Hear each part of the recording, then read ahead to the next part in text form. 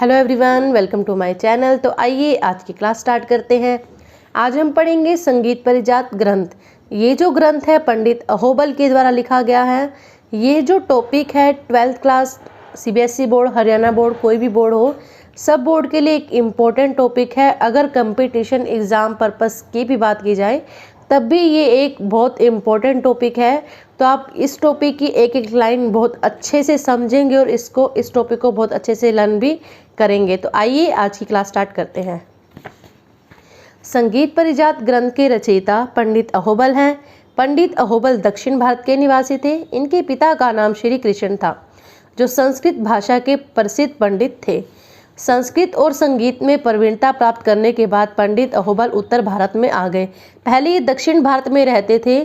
जब इन्होंने संस्कृत और संगीत में अपनी शिक्षा प्राप्त कर ली, उसके बाद ये उत्तर भारत में आकर बस गए और धनबड़ में शाहजहाँ के दरबार में उन्हें नियुक्ति मिल गई। तो इनको कहाँ पर नियुक्ति मिली? उत्तर भारत में आने के बाद धनबड़ एक जगह का नाम है, और कौन से दरबार में? शाहजहाँ के दरबार में इनको नियुक्ति मिल गई, यानी कि नौकरी मिल गई।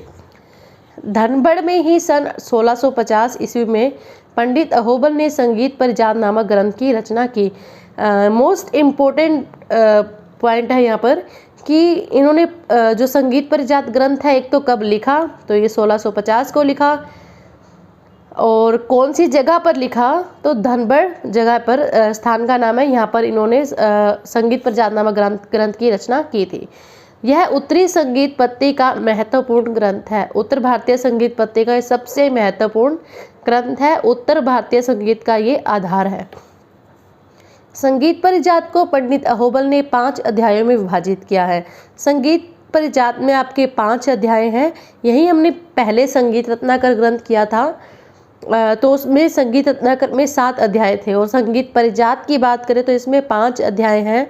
तो कंफ्यूज नहीं होना है आप लोगों को। अच्छे से रीड कीजिए और माइंड में रखिए बातों को। जिस स्वर समूह से राग प्रारंभ होता है उसे उद्ग्रह कारक तान कहा जाता है। तो 1 नंबर में क्वेश्चन ये भी आ सकता है कि उद्ग्रह कारक तान क्या होता है। तो क्या होता है? जिस स्वर समूह से राग प्रारंभ हो, ऐसा स्वर समूह जिससे राग शुरू हो रहा हो। इस प्रकार की उद्ग्रह कारक तान प्रत्येक राग की परिभाषा के बाद दी गई है। संगीत परिजात का फारसी अनुवाद 1724 ईस्वी में श्री दीनानाथ द्वारा हुआ, और हिंदी अनुवाद जो है श्री कलिंद से प्रकाशित हुआ। तो यहाँ पे भी एक मोस्ट इम्पोर्टेंट पॉइंट है, 1 नंबर में क्वेश्चन आ सकता है कि जो संगीत परिजात का अनुवाद है कौन सी भाषा में किया गया था। तो एक तो फारसी में किया गया, दूसरा था आपका हिंदी।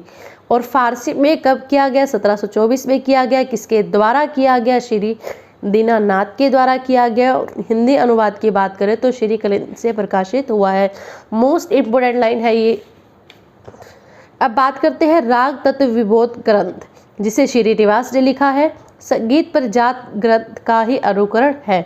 तो ये क्वेश्चन भी 1 नंबर में आ सकता है कि संगीत परिजात ग्रंथ का अनुकरण कौन सा ग्रंथ करता है? तो राग तत्व विबोध ग्रंथ, जिसे श्रीनिवास ने लिखा है।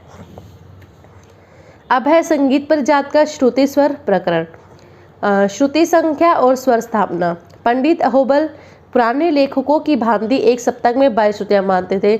लगभग सभी विद्वानों ने ही श्रुतियों की जो संख्या मानी है वो 22 मानी है, और उनके जो नाम है तीव्रा, कुमुदती, जो भी आपकी 22 श्रुतियों के नाम है, श्रुतियों वाला चैप्टर मैंने करवा दिया है। तो वहाँ पे जब आपने पढ़ा था कि 22 श्रुतियों के नाम आपने देखे थे, तो वो हर विद्वान ने, चाहे वो पंडित अहोबल थे, कोई भी आपका संगीत विद्वान था, वो 22 श्रुतियों को ही मानता था। और नाम भी जो है उनके वही स्वीकार किए गए। नामों में भी कोई कभी अंतर या चेंज नहीं किया गया। वे शुद्ध स्वरों को उनके अंतिम श्रुतियों पर ही स्थापित करते थे। जैसे आप देखोगे प्राचीन काल के जो विद्वान हैं वो, और मध्यकालीन के, वो सा को चौथी श्रुति पर स्थापित करते थे, जबकि आधुनिक काल की बात करें तो वो पहले श्रुति पर स्थापित करते थे। तो ये बात ध्यान में रखनी है कि शुद्ध स्वरों को अंतिम श्रुतियों पर स्थापित किया था पंडित अहोबल ने। स्वर की बात करते हैं तो इसमें ये बात है कि कितने इन्होंने स्वर माने हैं। तो पंडित जी के अनुसार सबसे पहले उन्होंने स्वर की परिभाषा बताई क्या थी? जो अपने आप ही सुनने वालों के चित्त को आकर्षित करते हैं। चित्त क्या होता है? हृदय, दिल। ऐसी ध्वनि जो सुनने वाले को अपने आप ही आकर्षित कर ले, वो आपकी क्या कहलाती है? स्वर। पंडित अहोबल जी ने स्वर के 2 भेद माने हैं, कौन से? शुद्ध और विकृत। पंडित जी ने 7 शुद्ध माने हैं और 22 विकृत। वैसे आपके 7 शुद्ध स्वर होते हैं और 5 विकृत स्वर होते हैं, लेकिन जो अहोबल ने माने हैं वो आपके कुल 29 स्वर माने हैं। 7 आपके शुद्ध स्वर और 22 आपके विकृत स्वर। तो मोस्ट इम्पोर्टेंट 1 नंबर में क्वेश्चन आ सकता है कि पंडित अहोबल ने कितने स्वर माने? तो इन्होंने कुल 29 स्वर माने, 7 शुद्ध और 22 विकृत। ये जो 1-1 नंबर वाले क्वेश्चन है ये हरियाणा बोर्ड में ज़्यादा पूछे जाते हैं। सीबीएसई बोर्ड में 1-1 नंबर के क्वेश्चन बहुत कम रहते हैं। परंतु राग प्रयोग में 12 स्वरों का ही विवरण देते हैं। 29 स्वर उन्होंने बता तो दिए, लेकिन फिर भी उन्होंने जो विवरण है बताया 12 स्वरों के बारे में ही है रागों में। प्राचीन विद्वानों और अहोबल के अनुसार विकृत स्वरों के नामों में तो अंतर है, परंतु स्थानों में अंतर नहीं है। जो उन्होंने विकृत स्वर आपको बताए हैं, कितने बताए थे? 22 इन्होंने विकृत स्वर बता दिए, लेकिन उनके नाम तो अलग अलग बता दिए, लेकिन स्थानों में कोई भी अंतर नहीं बताया। श्रुति स्वर भेद, श्रुति स्वर में क्या अंतर है? संगीत परिजात के अनुसार श्रुति और स्वर में इतना ही भेद है जितना सरप तथा उसकी कुंडली में। देखो, श्रुति जो आपकी होती है 22 होती है, स्वर आपके कुल 12 स्वर होते हैं, 7 शुद्ध और 5 विकृत स्वर। तो जो श्रुतियों से ही आपके कुल 12 स्वर बने।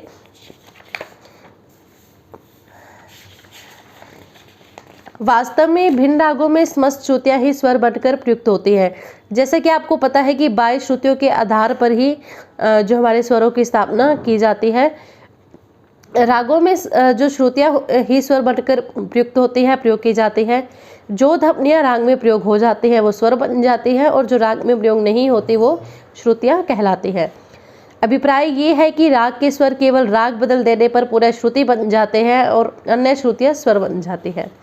वीणा के तार पर स्वरों की स्थापना, मोस्ट इम्पोर्टेंट बात यहाँ पर ये है कि एक पंडित अहोबल ही ऐसे विद्वान थे जिन्होंने सबसे पहले वीणा के तार पर स्वरों की स्थापना की थी।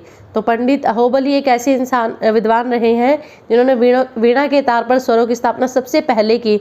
और भी विद्वानों ने की, लेकिन सबसे पहले करने वाले पंडित अहोबल ही थे।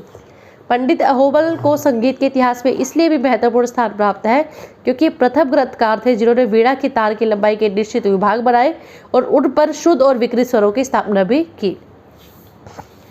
वादी, संवादी, अनुवादी और विवादी। पंडित जी के अनुसार जो स्वर राग में अन्य स्वरों की अपेक्षा अधिक प्रयुक्त होता है वो आपका क्या, और जिससे राग का स्वरूप स्पष्ट होता है वह जीव या वादी स्वर है। वादी स्वर को अलग नामों से जाना जाता है। इसको जीव स्वर भी कह सकते हैं, इसको अंश स्वर भी कह सकते हैं। तो वादी के अलग अलग नाम हैं, जीव स्वर, अंश स्वर, ठीक है। अब है कि वादी स्वर से 8 या 12 श्रुतियों के अंतर पर आता है तो वह संवादी स्वर कहलाता है। आप ये डेफिनेशन भी बता सकते हैं कि वादी से कम और अन्य स्वरों से जब ज़्यादा प्रयोग किया जाता है जो स्वर राग में, वो आपका संवादी स्वर कहलाता है। और इसमें क्या होता है, 8 से 12 श्रुतियों का अंतर होता है। तो 1 नंबर में ये आ सकता है कि वादी से संवादी स्वर की जो अंतर है कितनी श्रुतियों का होता है, वो 8 से 12 का होता है। वादी संवादी के अतिरिक्त जो स्वर राग में लगते हैं उन्हें अनुवादी स्वर कहते हैं।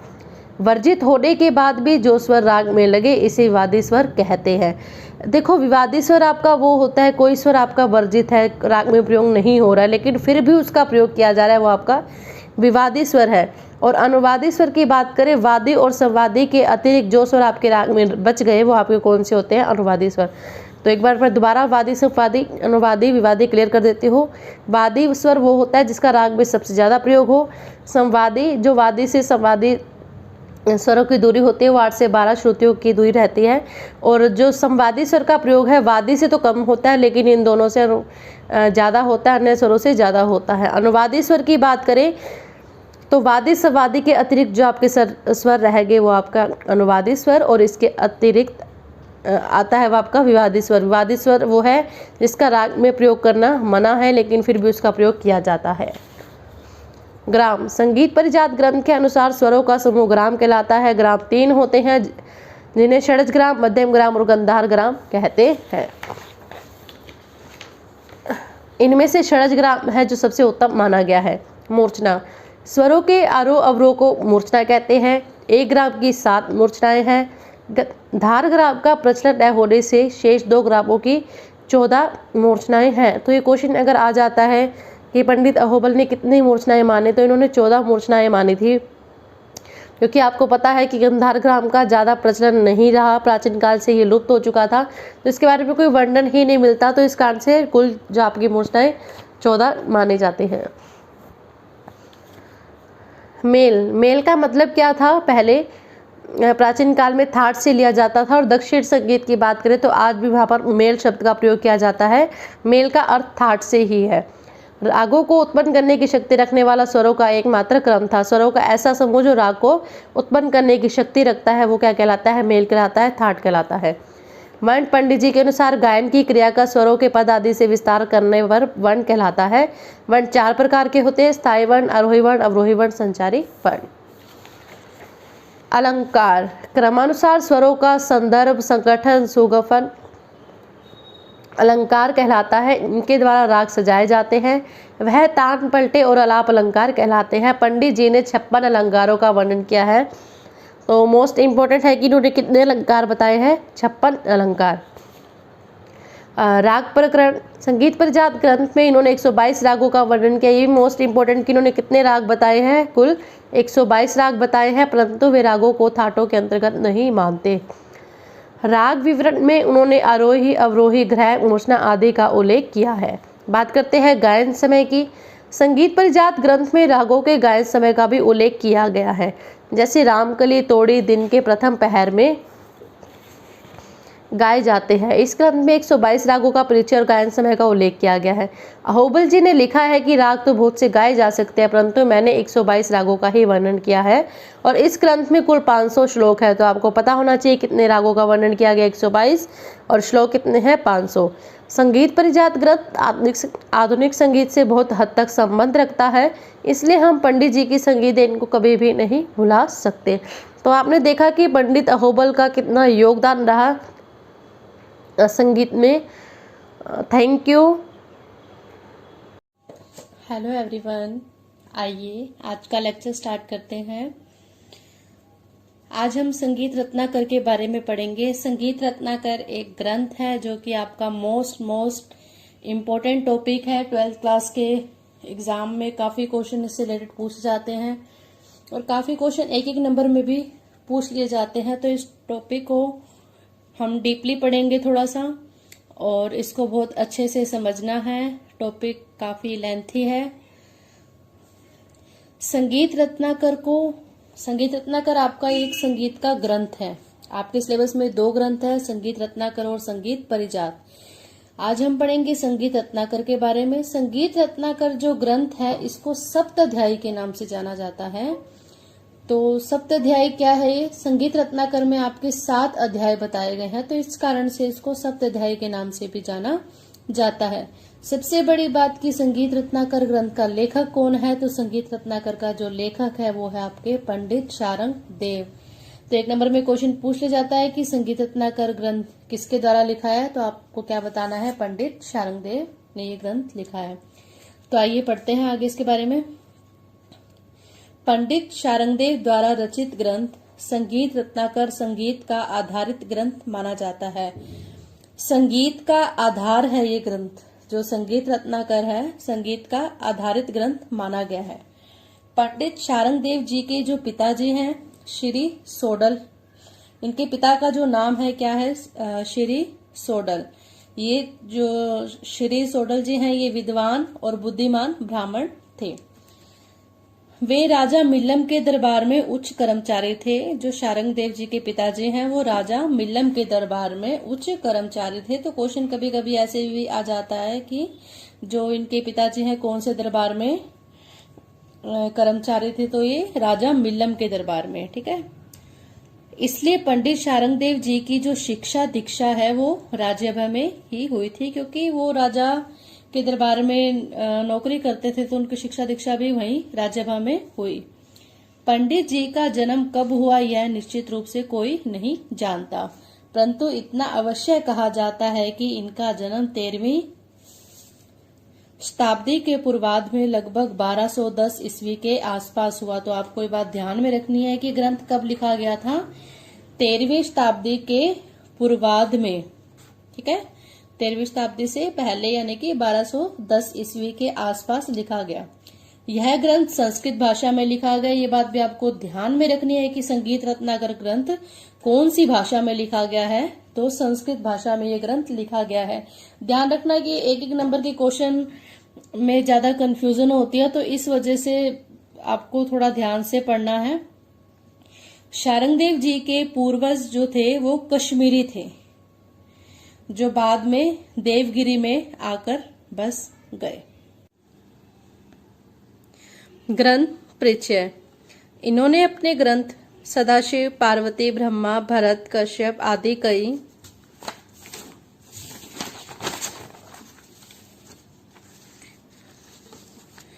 ग्रंथकारों का उल्लेख किया है और कहीं उनके ग्रंथों के उल्लेख को भी संगीत रत्नाकर में उत्कृत किया है। सबसे पहले मैं आपको एक बात बता दूं कि जितने भी आपने ये नाम पढ़े हैं, पार्वती, ब्रह्मा, भरत, कश्यप, सदाशिव, ये भगवान के नाम नहीं है, ये पढ़ने से भगवान के नाम लग रहे हैं। तो ये ग्रंथकारों के नाम हैं। इन ग्रंथकारों का जो उल्लेख है वो किसमें किया गया है, संगीत रत्नाकर में किया गया है। ये आपके ग्रंथकार हैं और इनका उल्लेख संगीत रत्नाकर में किया गया है। और दूसरी बात यह है कि जो उद्धकृत का मतलब है किसी भी मतलब पाठ का एक छोटा सा अंश ले लेना, हिस्सा ले लेना। जैसे कि जो ग्रंथकार थे आपके भरत, कश्यप, सदाशिव, जो इन्होंने ग्रंथ लिखे थे तो उसका कुछ हिस्सा इन्होंने अपने ग्रंथ संगीत रत्नाकर में लिखा। मतलब अगर सदाशिव, कश्यप, इन्होंने कोई जो ग्रंथ लिखे थे उनके थोड़े थोड़े पार्ट को इन्होंने अपने संगीत रत्नाकर में भी लिखा है।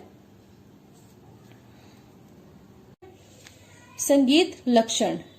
पंडित शारंगदेव जी गीत, वाद्य और नृत्य के सम्मिलित, इसका मतलब होता है कि सम्मिलित, मिला जुला करके, कैसे गायन, वादन और नृत्य, इन तीनों को मिला करके इन्होंने क्या माना है, संगीत माना है इन्होंने।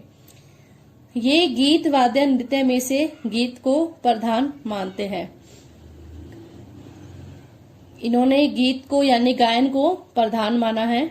ये संगीत के दो भेद मानते हैं इन्होंने। कौन कौन से दो भेद माने, मार्गी संगीत और देशी संगीत। मार्गी संगीत वो होता है जिसका प्रयोग स्वयं ब्रह्मा आदि करते थे, जिनका प्रयोग ब्रह्मा जी के द्वारा किया जाता था, उन्हें मार्गी संगीत के नाम से जाना जाता है। और देशी संगीत क्या होता है, ये संगीत विभिन्न देशों की जन रुचियों पर आधारित होता है। जन रुचियों मतलब लोगों की रुचि के अनुसार।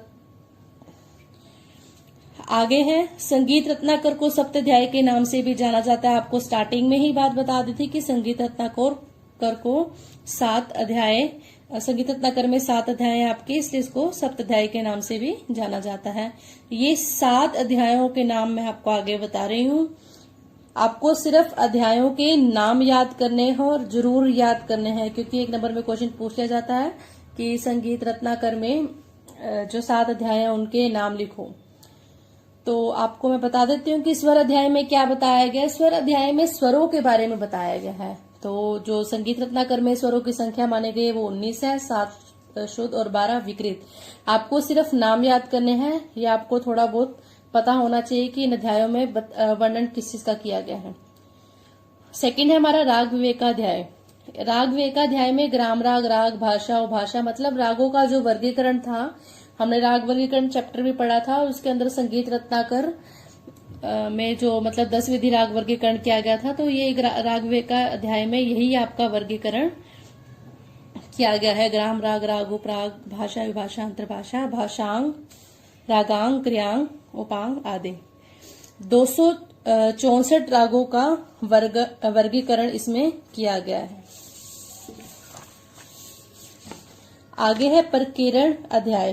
प्रकीर्णन अध्याय में गायक के गुण दोष बताए गए हैं, गमक, नाद आदि, और गमक के 15 प्रकार माने गए। ये क्वेश्चन पहले भी एग्जाम में आ चुका है कि जो संगीत रत्नाकर या संगीत रत्नाकर में शारंगदेव ने गमक के कितने प्रकार माने हैं। तो गमक के 15 प्रकार शारंगदेव जी ने माने हैं। अलग अलग विद्वानों ने जो गमक के प्रकार हैं अलग अलग माने हैं, तो थोड़ा सा यहाँ पे बात ध्यान रखना कि संगीत रत्नाकर में गमक के 15 प्रकार माने गए हैं। गमक होता क्या है? स्वरों में जब गंभीरता पूर्वक कंपन होता है तो उसे हम गमक कहते हैं। प्रबंध अध्याय, प्रबंध के इन्होंने 3 प्रकार माने, सूट प्रबंध, आलिक्रम और विप्रकीर्ण।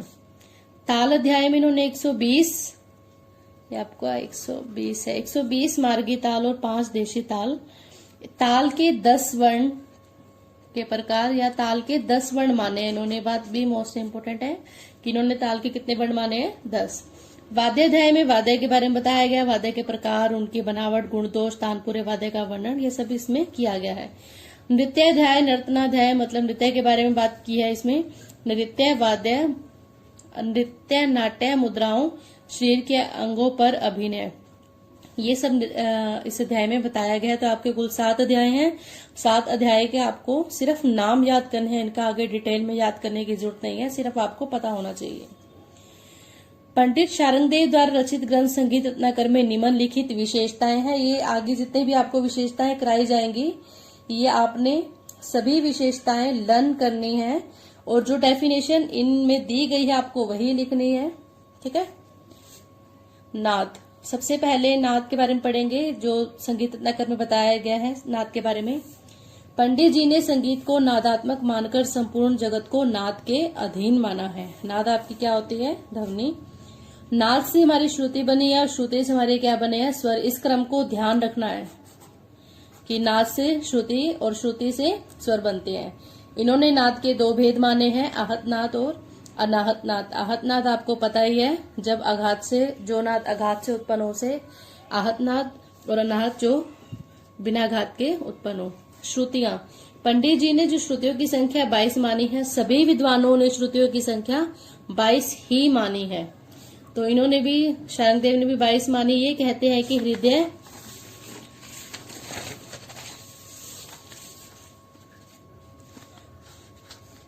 हृदय स्थान में 22 नाड़ियां हैं और उन्हीं से वायु के आघात से 22 श्रुतियां एक के बाद उत्पन्न होती हैं। आगे है स्वर। स्वर की परिभाषा में पंडित जी लिखते हैं कि श्रुति के बाद उत्पन्न होने वाला रंजक नाद क्या कहलाता है? स्वर कहलाता है। श्रुति के बाद उत्पन्न होने वाला नाद क्या होगा? स्वर होगा। इनके ग्रंथ में 22 श्रुतियों पर 7 शुद्ध और 12 विकृत स्वर, कुल मिलाकर के 19 स्वरों का विवरण मिलता है। तो ये बात भी क्वेश्चन में पूछी जाती है कि कितने स्वरों का वर्णन किया गया है संगीत रत्नाकर में। तो कुल 19 स्वर हैं, 7 शुद्ध और 12 विकृत। नॉर्मली हमें यही पता है कि 12 कुल स्वर होते हैं, 7 शुद्ध और 5 विकृत, लेकिन जो इस ग्रंथ में माने गए हैं वो 7 शुद्ध और 12 विकृत हैं, कुल मिलाकर के 19 हैं। श्रुति जातियां, ये भी मोस्ट इंपोर्टेंट पॉइंट है। पंडित जी के ग्रंथ में श्रुतियों की 5 जातियों का वर्णन किया गया है। ये जातियां हैं दीप्ता, आयता, करुणा, मृदु, मध्या। ये भी 1 नंबर में क्वेश्चन आ चुका है पहले। दीप्ता, आयता, करुणा, मृदु, मध्या, ये नाम आपको लर्न करने हैं। 5 जातियां हैं और दीप्ता, आयता, करुणा, मृदु, मध्या। वादी, संवादी, अनुवादी और विवादी। जिस स्वर का राग में बहुत अधिक प्रयोग हो वह वादी स्वर होता है। जिस स्वर का राग में सबसे ज्यादा प्रयोग किया जाएगा वो आपका वादी। और जिन 2 आधार श्रुतियों में बीच 8 या 12 श्रुतियों का जब अंतर होता है तो आपका संवादी स्वर होता है।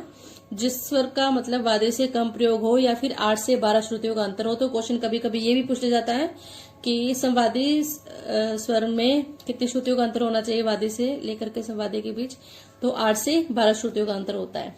विपरीत वाद रखने वाला स्वर विवादी है। विपरीत वाद कैसे? जो स्वर राग में नहीं लग रहा उसके बाद भी उसका प्रयोग किया जाना तो एक वाद ही है ये, तो इस कारण से विवादी स्वर। वर्जित होने के बाद भी जिस स्वर का प्रयोग किया जाए वो आपका विवादी होता है। जो दूसरे स्वरों का अनुकरण करे वह अनुवादी स्वर, मतलब जो वादी का प्रयोग वादी संवादी के बाद जो आपके स्वर बच जाते हैं राग में वो आपके अनुवादी स्वर होते हैं।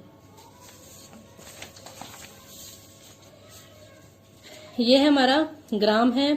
संगीत रत्नाकर में लिखा गया है मूर्छना का जो आश्रय स्वर समूह होता है वो आपका ग्राम कहलाता है। इन्होंने जो डेफिनेशन दी है ग्राम की आपको यही ही लिखनी है। जो डेफिनेशंस इस ग्रंथ में बताई गई हैं आपको वैसे ही लिखनी है। ऐसा नहीं है कि आप अपनी मर्जी से कोई आपने पहले वाली डेफिनेशन लर्न कर रखा तो आप वही लिखोगे। जो ग्रंथ में बताई गई हैं, अगर हम उस ग्रंथ के बारे में लिख रहे हैं तो नेचुरल सी बात है कि हम उस ग्रंथ में जो डेफिनेशन राइटर के द्वारा बताई गई है तो हमें वही डेफिनेशन लिखनी है। ऐसे नहीं है कि अपनी मर्जी से हम कुछ भी लाइन बनाकर लिख दें।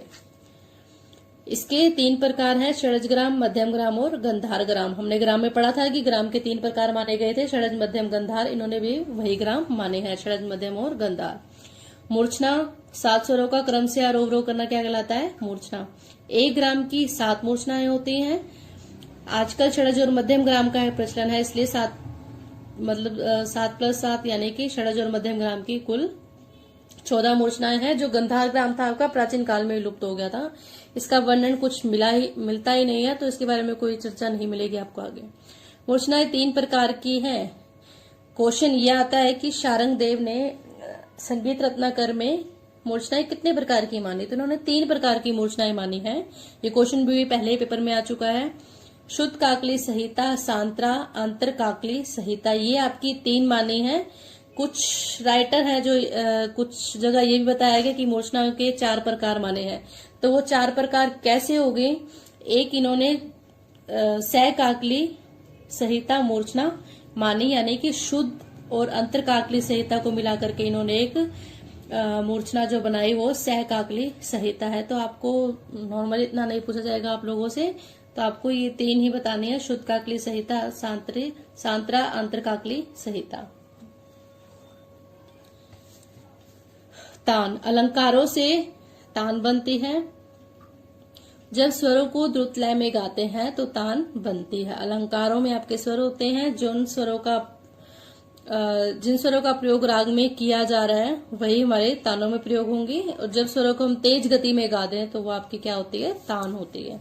वर्ण, संगीत रत्नाकर के अनुसार गायन क्रिया को वर्ण कहते हैं।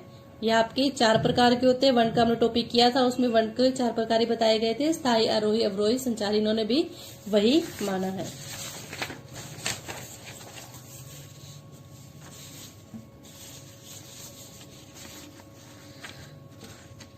पंडित अलंकार के बारे में इन्होंने क्या कहा है? पंडित शारंगदेव के अनुसार विशिष्ट वर्ण समुदाय ही अलंकार कहलाता है। विशिष्ट का मतलब विशेष वर्ण समुदाय ही अलंकार कहलाता है। तो इस बात को ध्यान रखना है कि अलंकार की जो उन्होंने डेफिनेशन दी है वो क्या दी है? विशिष्ट वर्ण समुदाय आपका अलंकार कहलाता है। इन्होंने वर्णगत अलंकार के 4 भेद माने हैं। इन्होंने अलंकार के हैं जो 4 भेद माने, इनके नाम ये हैं। स्थायी वर्ण, यानी कि जो आपके वर्ण थे उनके आगे ही अलंकार शब्द जोड़ दिया गया। स्थायी वर्ण अलंकार, आरोही वर्ण अलंकार, अवरोही वर्ण अलंकार और संचारी वर्ण अलंकार। गीति, पद तथा लय से युक्त। पद यानी कि जो आपके शब्द होते हैं, जो पद बने होते हैं, तो पद तथा लय से युक्त और वर्ण से अलंकृत। गान क्रिया, वर्ण से अलंकृत मतलब स्वरों का ऊपर नीचे आना जाना। तो इसी गायन क्रिया को क्या माना गया है? गीति माना है इन्होंने। ऐसी रचना जो पद और लय से युक्त हो और वर्ण से अलंकृत हो। ठीक है। वाद्याध्याय में इन्होंने वाद्यों के बारे में बताया है। इन्होंने वाद्यों को 4 भागों में विभाजित किया। पंडित जी ने अपने ग्रंथ में वाद्यों को उनके उपयोग के अनुसार 4 भागों में विभाजित किया है। शुष्क वाद्य जो सोलो रूप में बजते हैं। गीतानु जो गीतों की संगति करते हैं, ऐसे वाद्य जो गीतों के साथ बजाए जाते हैं। नृत्यानु जो नृत्य की संगति करने वाले वाद्य, जो नृत्य करते समय वाद्य बजाए जाते हैं। गीता, नृत्यानु वो है आपका जो गीतों और नृत्य दोनों में ही प्रयोग किया जाता है। तो मोस्ट इंपोर्टेंट है, इसको जरूर याद करना है। शुष्क, गीतानु, नृत्यानु, गीता, नृत्यानु। आगे है हमारी थाट। मोस्ट इंपोर्टेंट क्वेश्चन, बहुत बार पेपर में पूछा जा चुका है कि इन्होंने जो थाट है, कौन से थाट को शुद्ध माना? काफी थाट को इन्होंने शुद्ध माना। और आजकल हम किस थाट को शुद्ध मानते हैं? बिलावल थाट को शुद्ध मानते हैं। मोस्ट इंपोर्टेंट है, ये बहुत बार पूछा जा चुका है।